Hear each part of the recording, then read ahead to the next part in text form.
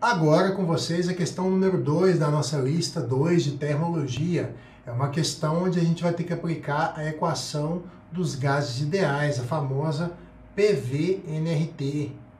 Vamos lá, opa, pronto. PV é igual a nRT, pressão vezes volume, é igual a número de mols vezes a constante dos gases vezes a temperatura. Mas a gente não vai precisar utilizar essa equação dessa maneira. Por quê?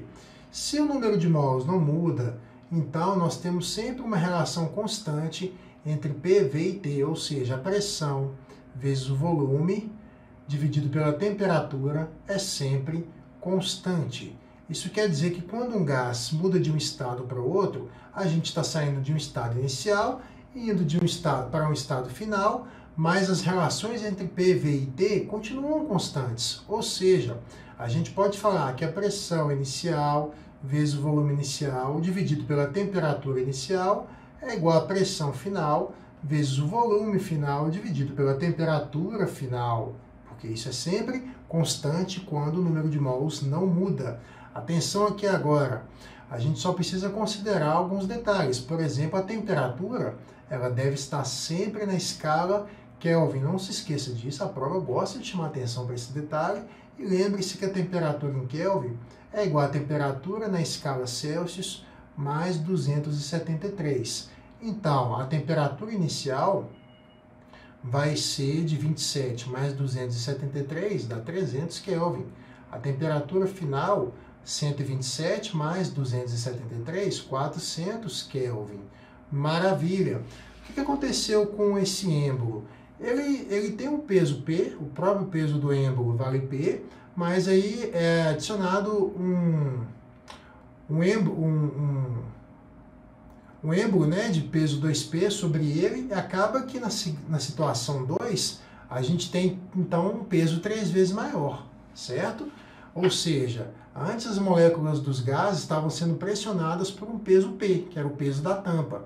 Agora elas vão ser pressionadas por um peso 3P. Automaticamente a pressão ficou 3 vezes maior, né?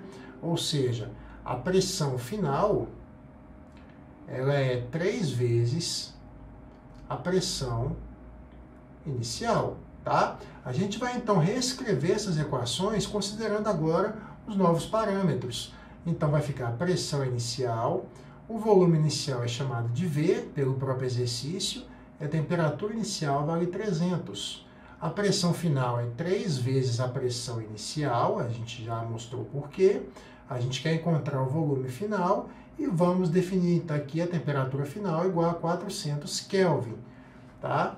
Aqui agora o trabalho é puramente matemático, a gente simplifica 2 zeros, cortamos pressão inicial dos dois lados e acabamos com o exercício. Tá? O exercício termina com o valor de volume final igual a 4V sobre 9, que dá letra C com muita tranquilidade. Pessoal, então basicamente questão de gás cujo estado do gás varia e o número de mols permanece constante, que é a tendência da SpaceX na prova de física, você precisa lembrar basicamente de duas coisas, tá? Isso é o ponto-chave.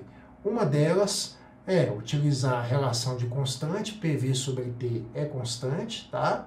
Então, qualquer variação de estado gasoso você pode avaliar a partir dessa relação constante. E não se esquecer, por favor, de colocar as temperaturas absolutas, colocar as temperaturas na escala Kelvin. Os gases agradecem, tá? A gente se vê no nosso próximo vídeo. Um grande abraço para vocês. E se você não entrou no grupo de exercícios selecionados ainda, é só clicar no link aqui da descrição e participar lá do grupo, onde semanalmente eu seleciono exercícios que tem tudo a ver com a prova da SpaceX. Espero vocês no próximo vídeo. Um grande abraço.